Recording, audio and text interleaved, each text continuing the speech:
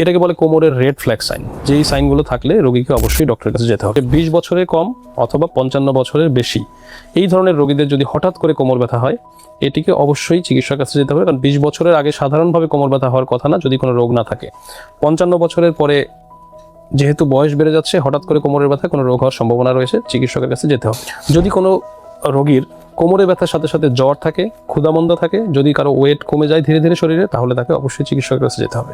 যদি কারো কোমরের ব্যথাটি পায়ের দিকে ছড়িয়ে পড়ে, পায়ের মধ্যে ঝিনঝিন অনুভূতি তৈরি হয় বা পায়ে কোনো দুর্বলতা তৈরি করে, চিকিৎসকের কাছে তাকে যেতে হবে।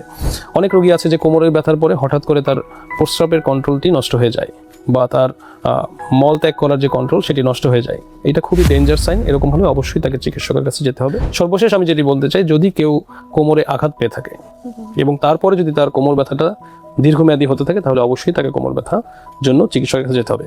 আরেকটি ব্যাপার, আমাদের এটা যদিও খুব কমন নয়, তারপর আমি বলে রাখতে চাই, সেটা হচ্ছে যদি কারো আগে কোনো ক্যান্সারের ইতিহাস থাকে, যে তার শরীরে কোনো ক্যান্সার ছিল, সেটি চিকিৎসা হয়ে গিয়েছে, অথবা বর্তমানেও কোনো ক্যান্সার চালু আছে, এই সমস্ত রোগীর যদি কোমরে ব্যথা হয়, সেক্ষেত্রে আমরা অনেক সময় কিন্তু সম্ভাবনা থাকে যে ক্যান্সারটি রক্তের মাধ্যমে এসে কোমরে অনেক সময় এসে বাসা বাঁধে।